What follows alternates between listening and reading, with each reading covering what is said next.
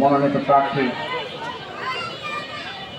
ধানের শীষের মনোনীত বিষয় নিয়ে ফতুল্লা থানা বিএনপির সভাপতি জনাব শহীদুল ইসলাম টিটু ভাই, মঞ্চে উপবিষ্ট বাংলাদেশ জাতীয়তাবাদী দল বিএনপি ফতুল্লা থানা শাখার বিপ্লবী সাধারণ সম্পাদক, বিজ্ঞ আইনজীবী, নারায়ণগঞ্জ বার অ্যাসোসিয়েশনের সাবেক সফল সভাপতি জনাব অ্যাডভোকেট আব্দুল বারী ভাই, মঞ্চে উপবিষ্ট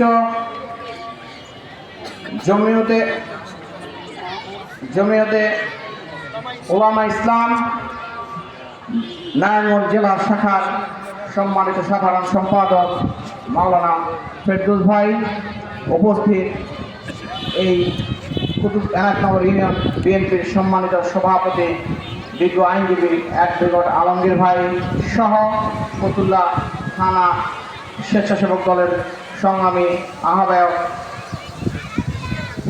জাকির হোসেন রবিন সহ বিএনপি অঙ্গ সংগঠনের অন্যান্য নেতৃবৃন্দ, উপস্থিত মঞ্চের সামনের মা বোনেরা, উপস্থিত সাংবাদিকবৃন্দ, সকলকে আমি জানাই সালাম। বাংলাদেশের তিনবারের প্রধানমন্ত্রী মরহুমা বেগম খালেদা জিয়ার রুহের মাগফিরাত কামনায় আয়োজিত আজকের সভার সভাপতি ফতুল্লা থানা কি সম্পর্কে আলোচনা করতে দাঁড়িয়েছি।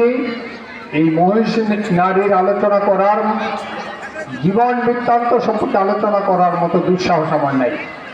তবে একটি কথা বলতে পারি, উনি গৃহবধূ থেকে আপসহীন নেত্রীর উপাধি পেয়েছিলেন। আর এই আপসহীনতা উনি মৃত্যুর আগ পর্যন্ত দেখিয়ে দিয়েছেন। এর সাথে সাথে সিয়াসির বেঈমান স্বৈরাচারী শেখ হাসিনা লং ড্রাইভে গিয়ে আপোষ করেছিলেন, কিন্তু আমাদের নেত্রীর সাথে সাথে আপোষ করেন নাই। আমাদের নেত্রী বহু প্রলোভন পেয়েছিলেন, এর সাথে সাথে আপোষ করেন নাই। স্বৈরাচারী শেখ হাসিনার সাথে আপোষ করেন নাই। আমাদের নেত্রী খালেদা জিয়া জীবন দিয়ে দেশের জনগণকে ভালোবেসে দিয়েছেন। আর খালেদা জিয়া এবং জনাব জিয়াউর রহমানের উত্তরসূরি জনাব তারেক রহমান, বিএনপির চেয়ারম্যান, আমাদের 4 আসনের জন্য মুফতি মনির হোসেন কাসেমীকে আগামী দিনের কান্ডারি হিসাবে ফতুল্লা থানা বিএনপি ও অঙ্গ সংগঠনের প্রিয় নেতৃবৃন্দ, আসসালামু আলাইকুম রহমতুল্লাহি ওয়া বারাকাতুহু। বক্তব্য একটাই, পূর্বের বক্তারা যে কথা বলে গিয়েছেন আমরা তার সাথে একমত। সাবেক 3বারের প্রধানমন্ত্রী, আপসহীন নেত্রী, যে কখনো অন্যায়ের সাথে আপোষ করেননি, তার স্মৃতিচারণ করতে গেলে 2-4 দিনও আপনার শেষ হবে না। বিভিন্ন সময় বাংলাদেশে গণতন্ত্র স্বৈরাচারীরা বিপন্ন করেছিলেন। এই আমাদের নেত্রী, আমাদের মা দেশনেত্রী বলি, আমরা যারা এখানে আছি, আগামীতে তারেক রহমান সাহেবকে প্রাইম মিনিস্টার, তাকে কি করতে হয় প্রাইম মিনিস্টার হিসেবে দেখতে চান, তাহলে আগামী 12ই ফেব্রুয়ারির জন্য নারায়ণগঞ্জ 4 আসনে একদিকে দেখবেন ধানের শীষ, তার অপর দিকে দেখবেন ধানের শীষের এই আরেক বাইদারি আছে খেজুর গাছ, খেজুর গাছের সিল মারতে হবে। খেজুর গাছকে যদি সিল মারেন, এই ভোট পাবে ধানের শীষ, ধানের শীষকে যদি আপনি সিল মারেন, ধানের শীষ যদি জয়যুক্ত হয়, আমার হাত শক্তিশালী হবে, আমার হাত শক্তিশালী হবে, তারেকের হাত শক্তিশালী হবে।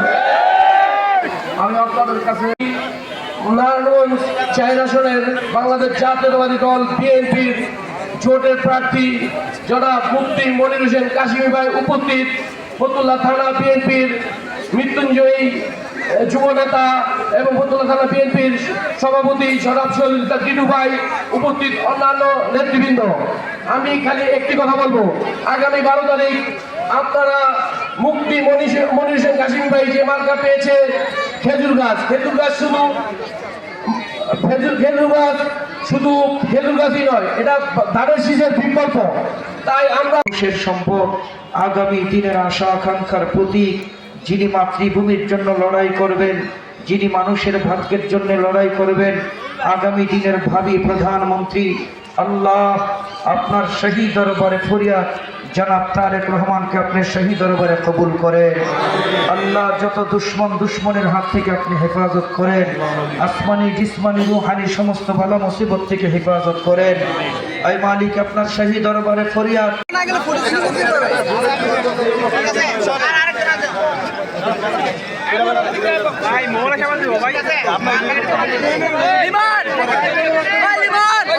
জন্য এই এলাকার উন্নয়ন করার জন্য, এই এলাকার সামাজিক অবস্থা পরিবর্তনের জন্য, সামাজিক সকল সমস্যা দূর করার জন্য যাকে আপনাদের আমাদের মাঝে পাঠিয়েছেন উনি হচ্ছেন মুফতি মনির হোসেন কাসিমি ভাই।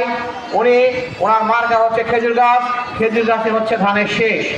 আপনাদের বুঝতে হবে, বিএনপিকে যারা ভালোবাসেন, শহীদ রাষ্ট্রপতি জিয়াউর রহমানকে যারা ভালোবাসেন, মরুমা বেগম খালেদা জিয়াকে যারা ভালোবাসেন, তারুণ্যের প্রতীক তারেক রহমানকে যারা ভালোবাসেন, তারা